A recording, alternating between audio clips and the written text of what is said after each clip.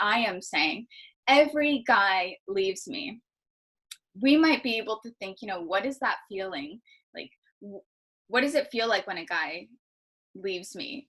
And if that's absolutely heartbroken, like you're completely shook, you are super depressed, like that's what you want to name it, then you can kind of go back to that initial feeling of when you first felt that way. When did you first discover that emotion? Because when we have an emotion, it's guided by a belief, and that belief is created when we are very young. So when we are able to get ourselves to a calm state, go back to see what happened there, how did that story start to come to fruition, we just go back into the past and see it from that lens. So we might be able to discover that if our story is all men leave me, then we might be able to discover that one day we were feeling that we really wanted to connect with our dad.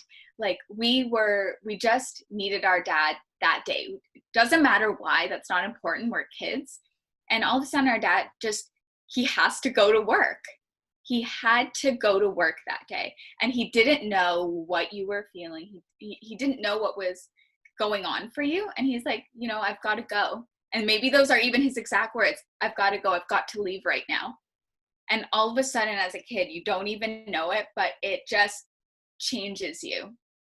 It starts going into it starts transforming you. And then you're like, wow, like all the men I love leave me.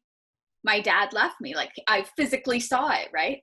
And that was so real for you as a kid that you bury it, you store it. It's now a belief. And then you move through the world and then you push men away. This is where it gets the big step here is our conversation is about all men leave me. But because this belief is so strong in our bodies and our minds, we actually act in relationships in such a way that pushes men away so that they will leave.